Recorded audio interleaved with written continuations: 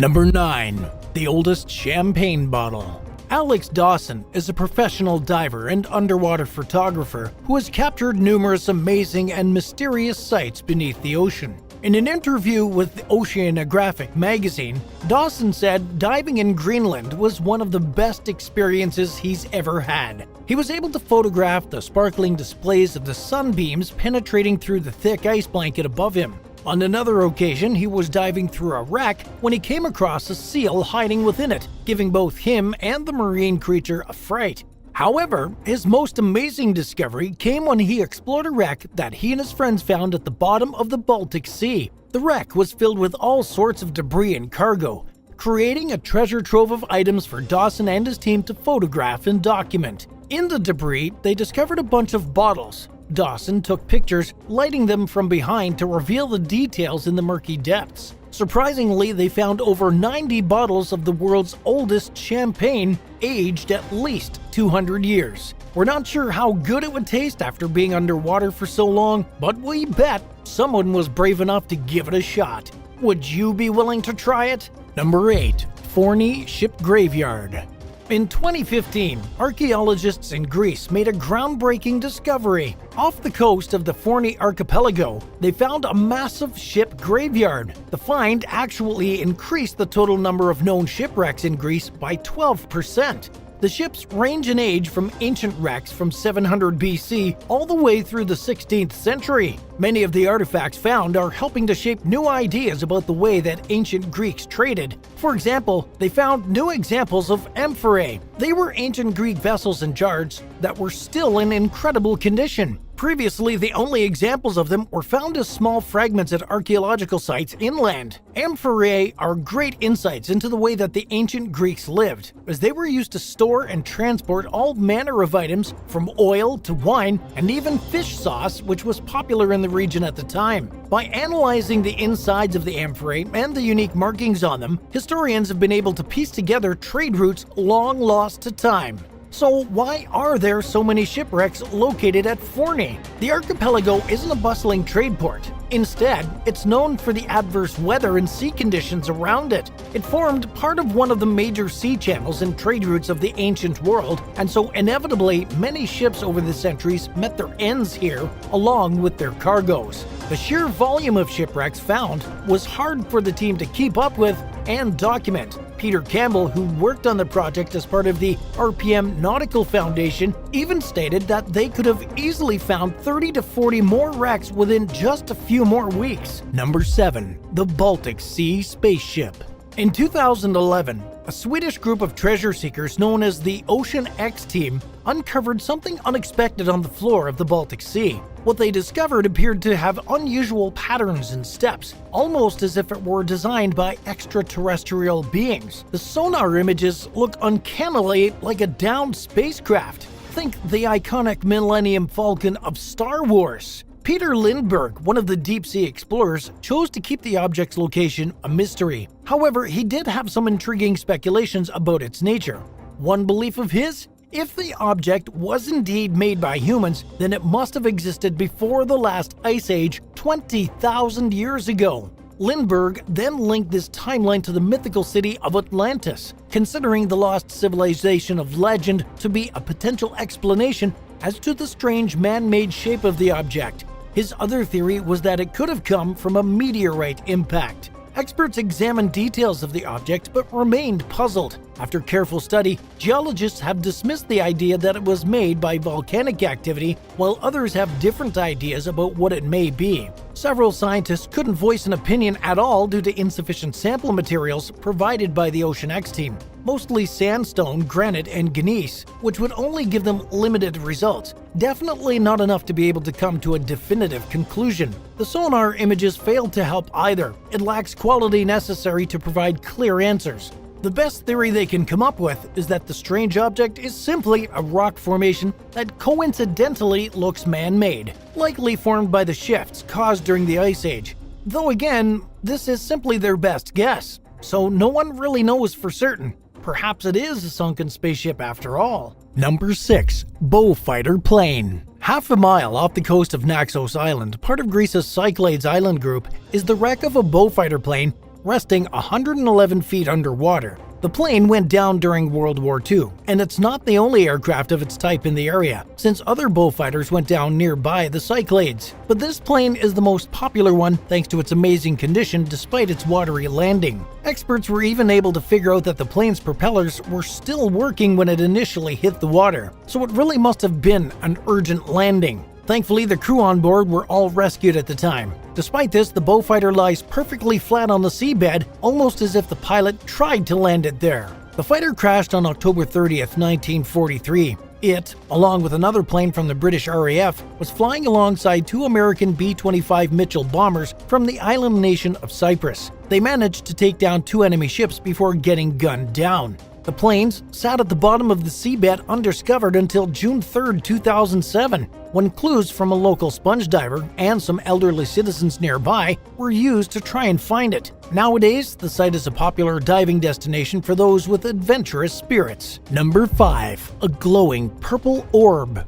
Researchers were exploring the Arguello Canyon off the coast of Southern California in July 2016 when they discovered something incredibly strange on the camera feed. Using the specialized exploration vessel Nautilus, they were able to view the bottom of the ocean floor at a depth of about 5,301 feet. In doing so, they spotted a strange-looking purple orb that seemed to glow. It was unlike anything they had ever seen before. Naturally, as any good scientist would do, they collected the orb up so that they could give it a closer inspection on the surface. The sphere was around 2 inches in size. It wasn't completely flat and smooth, instead being made of multiple lobes that made it appear to researchers at the Harvard Museum of Zoology like some sort of alien brain. It also had features that resembled a sea slug, otherwise known as a pleurobranch. The color of the orb was also something that mystified scientists. Up until that point, all of the sea slug species that we know of around the California area were not purple, so the chances are that the team managed to discover a previously unknown species. Number 4. The Gulf Shipwreck. In the Gulf of Mexico, there's a shipwreck that's been there for over 200 years, and it's said to have a cursed reputation. ExxonMobil discovered it in 2001 while placing an oil pipeline half a mile under the waves. Researchers from Texas A&M University decided to explore it using new robotic submarine technologies. Land researcher Brett A. Phaneuf faced challenges during their investigation in January 2003 with Deep Marine Technology, Inc.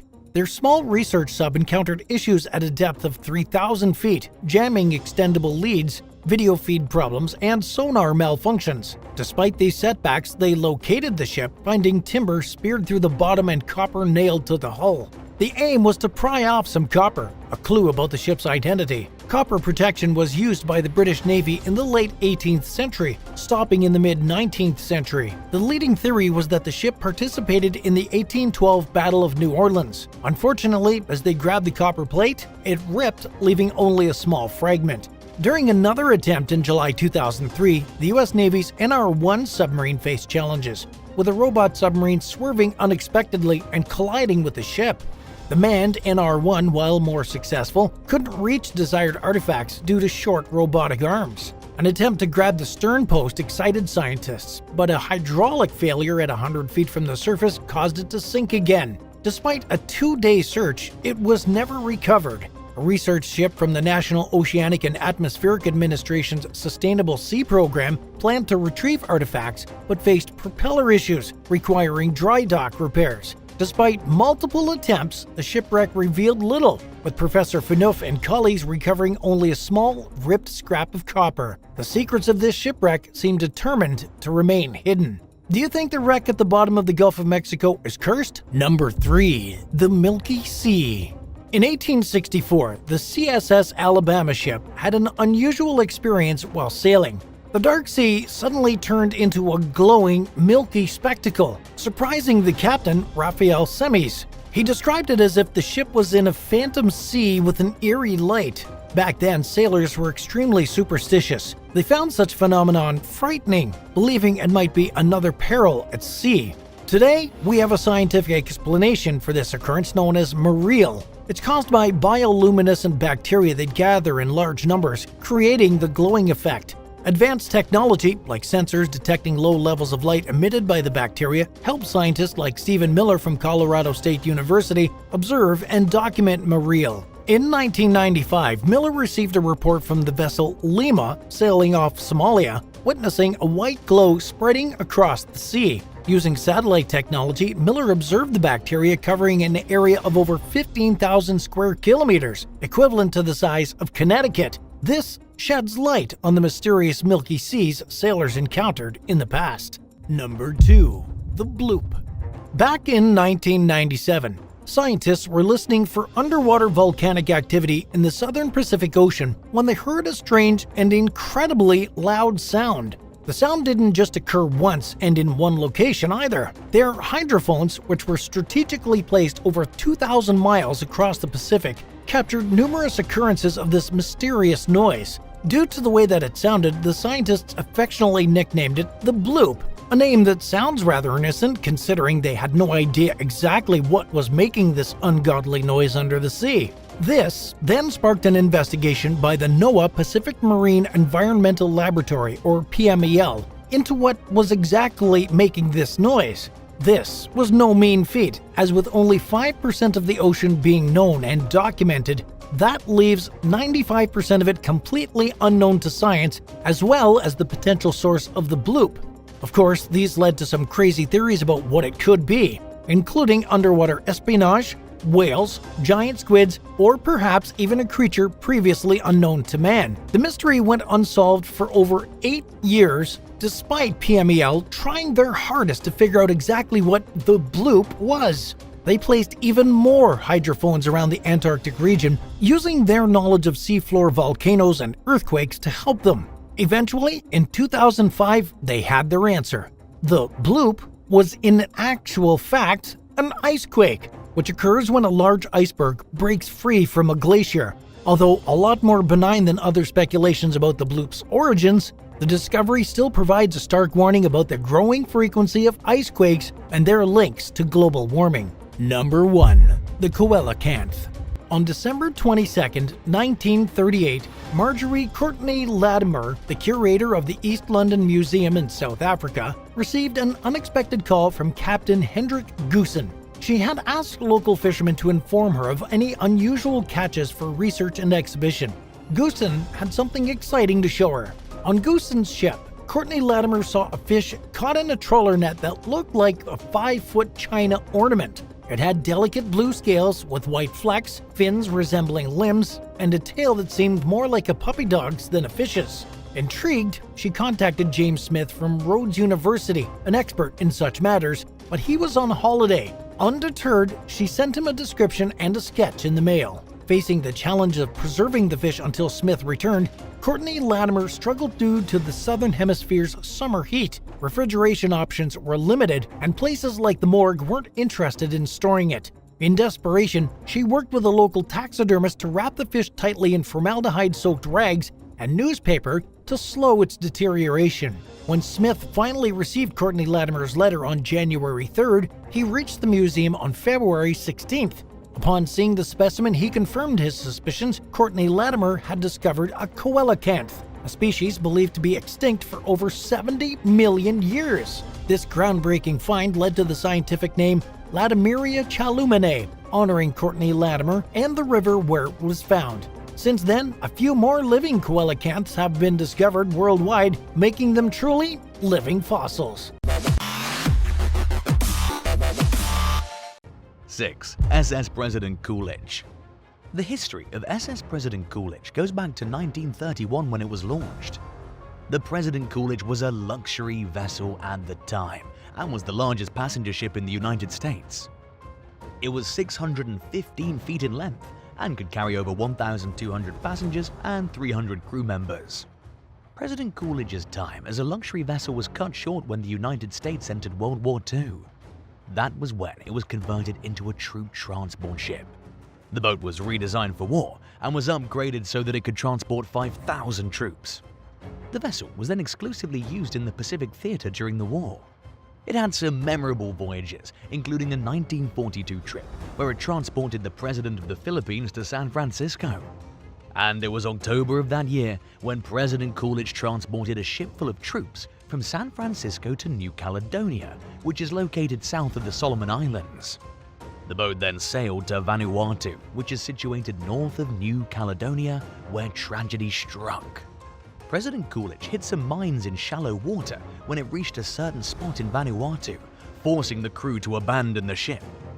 Over 5,000 men were evacuated, and surprisingly, there were only 2 casualties reported. The ship sank to its watery grave, but today the wreck is a popular location for sport divers and tourists alike. 5. USS Massachusetts. When it comes to the worst warship in US history, look no further than the USS Massachusetts. This 350-foot battleship was launched in 1893, and a crowd of some 15,000 people showed up to see the mighty vessel in person. The spectators were hoping to see what could be the crown jewel of the US Navy, but instead they were looking at the lemon of the US Navy. So what went wrong? The Massachusetts was built at a time when the United States wanted to upgrade its fleet. To be a major power, you need the best weapons. So, a request was submitted to Congress in 1890 to build 35 warships. However, the price tag was a whopping $300 million, which is roughly $6 billion in today's market. Not surprisingly, Congress wasn't interested in spending that much on a fleet. Some members of Congress didn't like the plan because the warships were viewed as weapons to be used in international issues. There were also members of Congress who wanted the US to be a country of isolationism. A compromise was made, and in the end they decided to build 3 battleships at $4 million each. The Massachusetts would be one of the 3 ships. But they also made a decision that was a huge mistake. Instead of having engineers design the ship, they asked a committee to design the Massachusetts. They planned to make a ship with way too many guns and way too much armor. As soon as the Massachusetts was launched, there were major problems. The biggest had to do with the 13-foot guns. There were 4, and each weighed a whopping 136,000 pounds, with shells that weighed over 1,000 pounds each. Moving those guns alone caused the ship to list or tilt to one side and take on water. Having an engineer design the ship would have prevented that issue. However, there were more problems than they'd even realized. The total amount of ammunition needed for the Massachusetts weighed over 100,000 pounds. Also, the coal needed to run the engines weighed 1 million pounds. The ship only traveled at 17 miles per hour, and the armor design for the Massachusetts was absolutely ridiculous. The armor was placed on a low area of the ship where it left some vulnerable spots exposed, so the armor did nothing to protect the ship and crew. The Massachusetts did see action during the Spanish-American War. In 1898, the ship was used in the bombardment of Santiago, Cuba. Then, after the war, there were repairs and upgrades made to the vessel, but still it wasn't enough. In 1910, the Secretary of the US Navy referred to the ship as worthless and obsolete. And from there, the Massachusetts was used for training purposes and was even used as a target for artillery practice at Pensacola Bay in Florida. However, due to artillery practice, the Massachusetts sank in 26 feet of water, where the vessel remains today. These days, the wreck is considered an underwater archaeological preserve at the Fort Pickens State Aquatic Preserve, a favorite spot for divers who visit Pensacola. 4. The Yamato. At nearly 863 feet, the Yamato was one of the biggest battleships not only in World War II history, but also in naval history. The Yamato had a crew of 2,800 to 3,000 men, and it was known as the most comfortable ship in the Japanese Navy. It was even equipped with air conditioning, which was practically unheard of at the time. The ship was so big that the Japanese lacked a shipyard to contain the Yamato. It was armed with massive guns to intimidate the enemy, and in total there were 9 main guns on 3 different turrets. The 18-inch shells they fired could hit targets from 25 miles away, which was pretty incredible for the time. The anti-aircraft guns on the ship were particularly nasty. When fired, a timed fuse in the shell would be triggered. The shell would then explode in the airspace, filling it with burning steel and shrapnel. Additionally, the Yamato was heavily armored. Those who sailed on the battleship claimed that the vessel didn't have any pitch or roll due to its armor. Sailors felt as if they were standing on firm ground while at sea on the Yamato. What's even more impressive though is the fact that the ship could move at 27 knots, or roughly 31 miles per hour. While the Yamato looked like a formidable, massive battleship, it did absolutely nothing when it came to naval battles in the Pacific. In 1942, the Yamato became the flagship for the combined fleet under the command of Japan's Admiral Isoroku Yamamoto. But on Christmas Day in 1943, the submarine USS Skate, which was patrolling the waters off Truk Atoll in the Caroline Islands, successfully fired a torpedo at the Yamato and did some damage. It was down, but not out. So, after repairs, the Yamato went into action in the Philippines under the command of Admiral Takeo Kurita. The Yamato was used in the Battle of Samar near the Philippines in October of 1944. The ship saw its first action during the battle and was responsible for sinking an enemy vessel. However, torpedoes were fired at the Yamato and it had to steer away from battle, a fight the ship would never return from. The final voyage of the Yamato was in April of 1945 when it was attacked by American aircraft. Bombs and torpedoes hit the Yamato and they inflicted a great deal of damage. Some of the damage led to the ammunition stored on the ship igniting, which ultimately sealed the fate of the ship. We don't have to go into much detail for you to imagine what happened next. If you were given the opportunity, what would you name a battleship? Let us know in the comments down below. And if you haven't already, be sure to subscribe to the channel. 3. RMS Lusitania. The RMS Lusitania was a British transatlantic ocean liner that was launched in early June 1906. For some time, it was one of the largest ships in the world at 787 feet in length. Not only was it the largest ship on the ocean, but it was also one of the fastest ships during those days. The Lusitania generally made trips between Liverpool, England, and New York City. It was May of 1915 when the Lusitania was on a voyage from New York City to Liverpool. However, this wasn't the safest of times for ocean liners. Europe was at war. Germany and its allies were in conflict with England, France, and Russia. The United States claimed to be a neutral nation, but it was secretly sending supplies to England using ocean liners. The Germans knew about this plan and decided to take action. The Germans had their U-boats or submarines patrolling parts of the North Atlantic, and they declared the waters around Britain a war zone. 3 months earlier, the Germans said that they would conduct unrestricted submarine warfare in those waters. So, any ship sailing in that area was fair game to be attacked and sunk.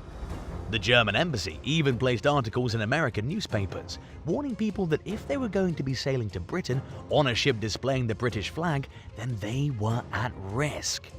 Some 1,959 people were on the Lusitania when it set sail from New York to Liverpool in May of 1915. That wasn't everything that was on the ship though. The Lusitania had military supplies from the United States for Britain and their allies to use, and this included 173 tons of rifle ammo and shells. The captain of the Lusitania, William Thomas Turner, was told to avoid the waters that separated Ireland from Britain. Also, it was requested that he zigzagged the Lusitania so that U-boats couldn't track his ship. But, disobeying orders, Turner went ahead and sailed into the waters and didn't use a zigzag pattern to avoid U-boats. As a result, a German U-boat spotted the Lusitania off the coast of Ireland on May 7, 1915. A torpedo was fired and it damaged one side of the ship. The torpedo explosion caused a second explosion from the steam engines and made things even worse. The Lusitania sunk in just 20 minutes, claiming the lives of 1,198 people, and of those who perished, 128 were Americans.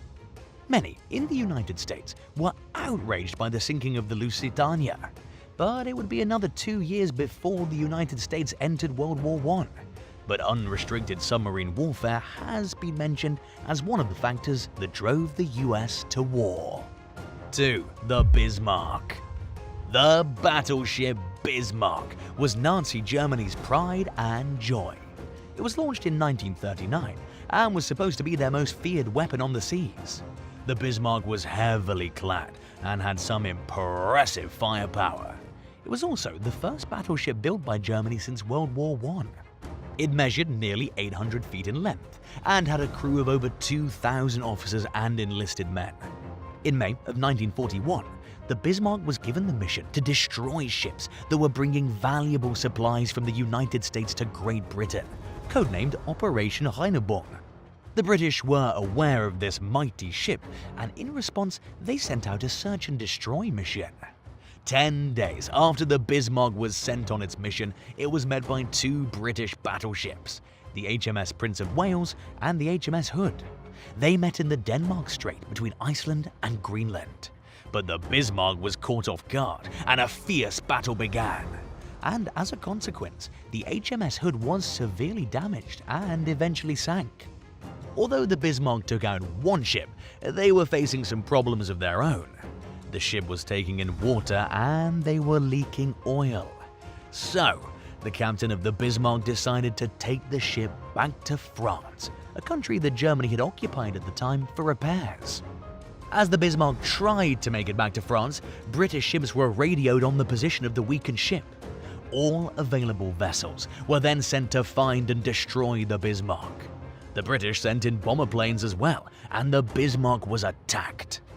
The HMS Dorsetshire delivered a knockout punch by firing 2 torpedoes at the German battleship. The Bismarck was hit, and the ship sank, claiming the lives of some 2,000 crew members. The mighty German vessel was at sea for 10 days when it finally sank into the Atlantic Ocean. The wreckage of the Bismarck was discovered in 1989, some 400 miles off the coast of the city of Brest in France. The Bismarck's final resting place is some 15,700 feet below the surface. The mighty ship lasted only 10 days at sea, and it took some 48 years for the wreckage to be discovered. 1. The Vasa. The Vasa was built during the 17th century and was supposed to be the greatest ship built for the Swedish Navy. However, it turned out to be an infamous ship that failed to live up to expectations. The story of the Vasa sounds unbelievable, but it's 100% true. King Gustavus II Adolphus of Sweden ordered the construction of the ship around 1624 or 1625. During his reign, Sweden was involved in 3 wars. They were fighting Russia, Denmark, and Poland-Lithuania. King Gustavus II Adolphus wanted Sweden to be a major power, so he ordered 4 ships to be built, and one of them was the Vasa, designed to be the most powerful warship on the planet. King Adolphus was thinking outside of the box when developing the Vasa, understanding the importance of artillery. At the time, the main strategy was to board an enemy ship and capture it. But Adolphus knew battles on the sea would be artillery duels, so he wanted his fleet to be armed with the biggest and best guns. The Vasa construction project ran into some trouble in 1626 when master shipbuilder Henrik Heibertson walked away from the project due to illness. Sadly, he never recovered and he died a year later. Construction continued and the ship was officially launched in 1627. In the end, the Vasa measured 226 feet and was supposed to be the most feared ship on the seas. It was also beautifully decorated. Wooden carvings on the ship depicted stories about the Swedish royal family, especially Gustavus II Adolphus. The Vasa had an astounding 64 cannons, and her maiden voyage was scheduled for August 10, 1628. The ship was tested before its maiden voyage, and there was trouble. An admiral was called to the ship by one of the men in charge of the construction to witness the test. 30 men were to run back and forth on the deck of the Vasa during the test, but when they did this, the ship rolled. The admiral then ordered the men to stop running because he feared it would sink. Despite the problems though, the Vasa was ordered to set sail in August of 1628. and it would be a voyage few would forget. The maiden voyage of the Vasa was short, but exactly how short was it? The ship sailed less than a mile before tragedy struck. High winds had caused the ship to tilt to the port side or left side, and water rushed into the open gun ports on the vessel. As a result, the ship sank, and that was all she wrote for the Vasa.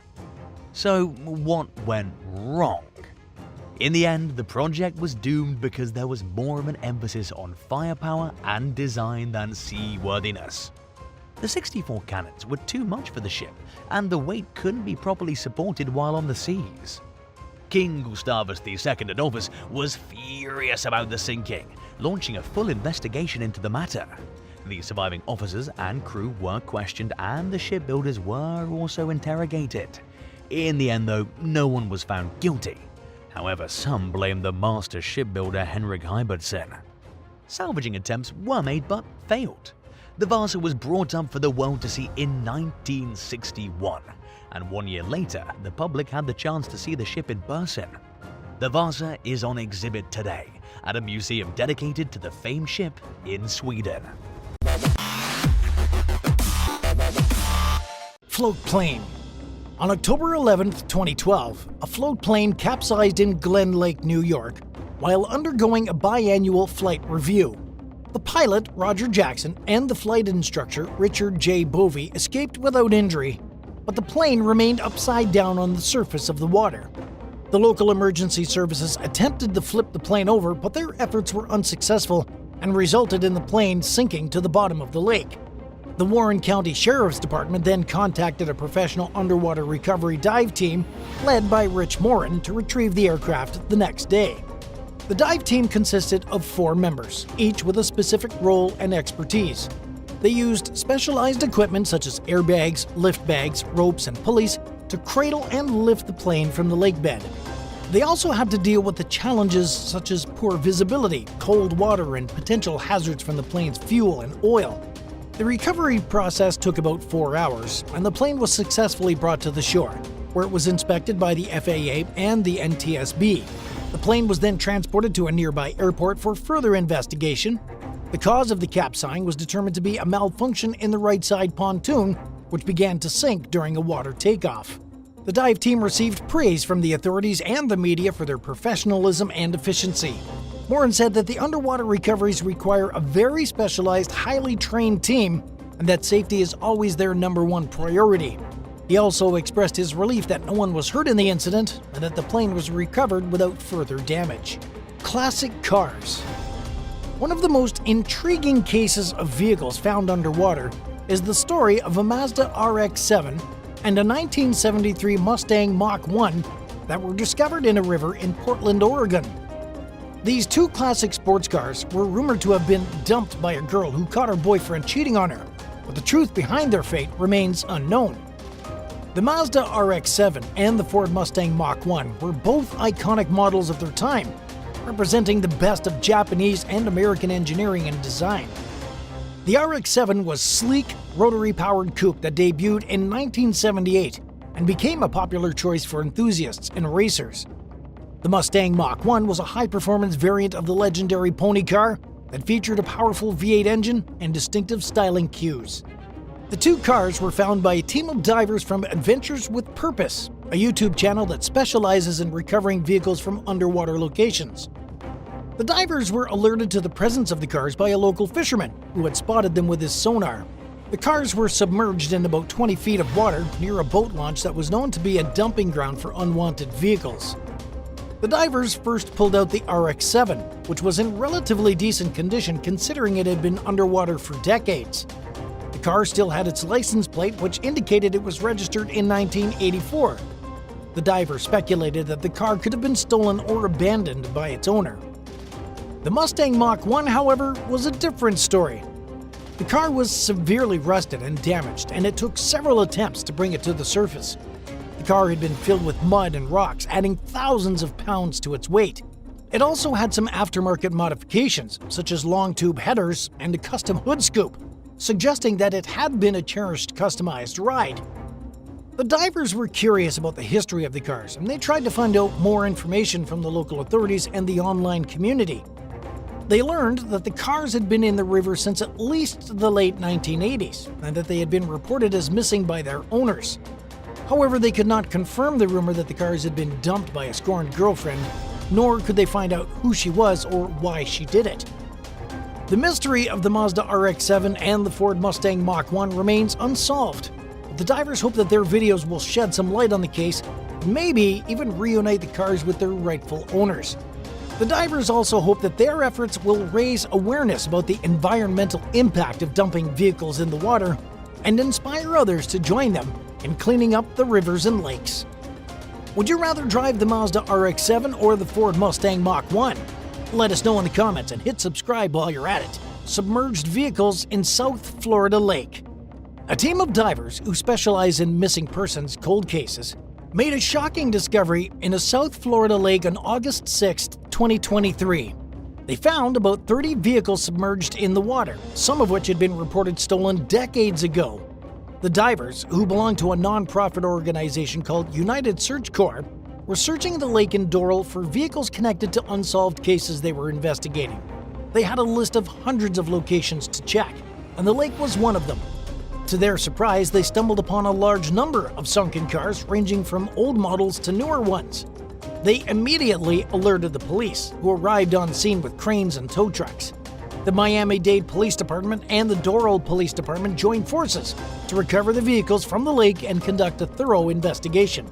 They also received assistance from the Miami-Dade Fire Rescue. According to the police, 4 of the vehicles that have been recovered so far were linked to stolen vehicles reported out of different jurisdictions within South Florida, dating as far back as 1996. The vehicle identification numbers of each car will be reviewed to determine which department will take on the case. The police have not ruled out any possibilities of what they might find in the remaining vehicles. They said they have no reason to believe that there are any human remains in the cars, but they're not sure if the cars were involved in any other crimes, such as armed robberies or homicides. The founder of the United Search Corps, Doug Bishop, said that none of the vehicles they found were related to the cases they were working on, but he hoped that their discovery would also help solve some other mysteries and bring closure to some families. The search and recovery operation is still ongoing, and the police are asking anyone with information about the vehicles to contact them. The Evergiven. The Evergiven was a massive container ship that got stuck crossing the Suez Canal on March 23, 2021, blocking one of the most important trade routes in the world. The ship was carrying more than 20,000 containers from China to the Netherlands when it veered off course due to strong winds and poor visibility. The ship's bow and stern became lodged in the canal's sandy banks, creating a huge obstacle for hundreds of other vessels waiting to pass through the canal. The rescue operation involved a combination of tugboats, dredgers, diggers, and salvage experts who worked tirelessly for 6 days to free the ship. The tugboats used cables and their own engines to pull and push the ship, while the dredgers and diggers removed mud and sand from under the ship's hull. The salvage experts coordinated the efforts and monitored the ship's condition. The operation also relied on the natural forces of the moon and the tides, which helped to raise the water level and create more space for the ship to move. The breakthrough came on March 29th, when the ship's stern was dislodged from the western bank of the canal. The tugboats then managed to rotate the ship and align it with the canal's direction. The ship's bow was finally freed from the eastern bank, and the ship was towed to a nearby lake for inspection. The canal was reopened for traffic, and the backlog of ships was gradually cleared. The rescue of the Evergiven was a remarkable feat of engineering and teamwork that averted a potential crisis for global trade and the Egyptian economy. The incident also highlighted the vulnerability of the Suez Canal and the need for more safety measures and contingency plans to prevent such accidents in the future.